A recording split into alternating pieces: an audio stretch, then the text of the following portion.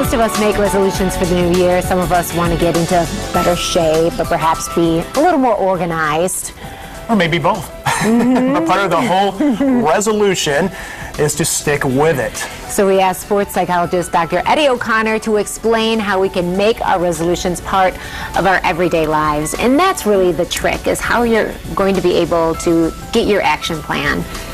Oh, I like the way that you say everyday lives. Rather than a New Year's resolution, you should think of making 365 resolutions a day, a daily commitment. And one of the ways of doing it, it's outlined as the SMART method. Yeah, it's an easy way to remember it, but the first two letters stand for specific and measurable.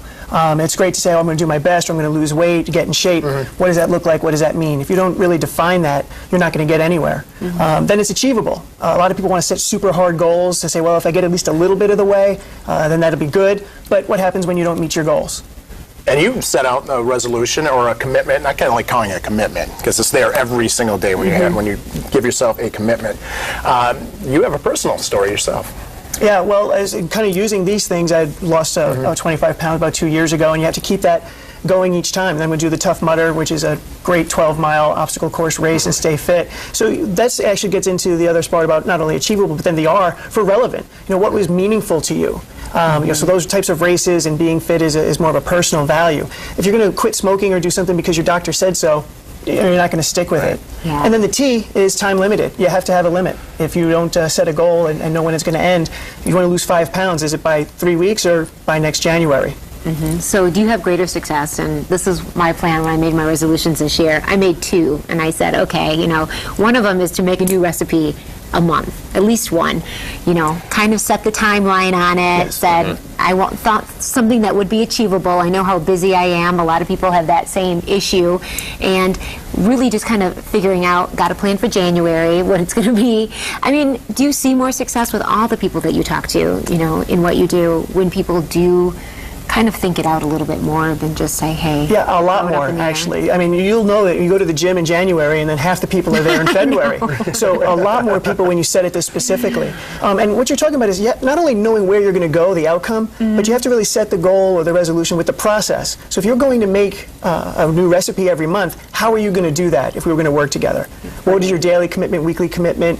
How do you measure your progress as you go through? But really, what are you going to do? I heard a good way of doing it is that some of the ways is writing it down and having it with you all the time, printing it out so it's always a reminder right there.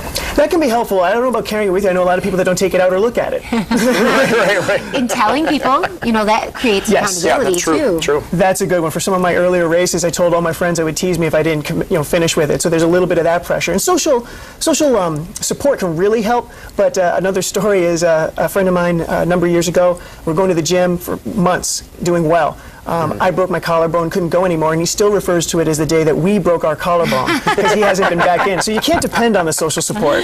That's interesting. Your specialty is obviously sports psychology, but so much of this really just goes into other parts of our life. It's just not that area. It's really just making a commitment to just about anything, and I'm sure that that's a big part in people having success. Absolutely. I like to think of it more as performance psychology or the psychology of excellence. Do a lot of it Mary Freebed with rehabilitation, so you really get it at all spectrums and all behaviors.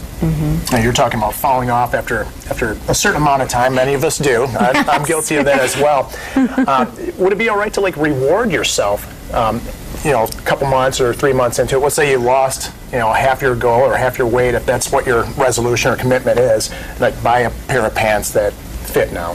Yeah, that can work. And I see a lot of people sometimes trying to set up that external motivation. And that's where I go back to the SMART goal of relevant. It's like if it's personally meaningful to you, that's what's going to have you overcome the adversity. If you're trying to kind of trick yourself into it or set up behaviors to do it, it can help a little bit, but if you don't have that real commitment there, you're really not going to be successful. Much better if you kind of plan for relapsing. And people don't really think of that, but slipping up and failing is part of the process. It's normal, it's healthy. So if you can kind of plan that that's going to happen and not beat yourself up when it happens, realize, okay, and then I'm going to make that commitment then again tomorrow and start again, that's probably one of the best things you can do. Okay, well, as always, thank you, Dr. Eddie, for coming in and heading us in the right direction. Great to see you again. Yeah, you too. We'll be right back. Hi, this is Major Michael Brazda from the 379th Air Expeditionary Wing in Southwest Asia. I'd like to offer warm holiday greetings to my parents, Paul and Linda Brazda, in South Haven, Michigan. Merry Christmas and Happy New Year.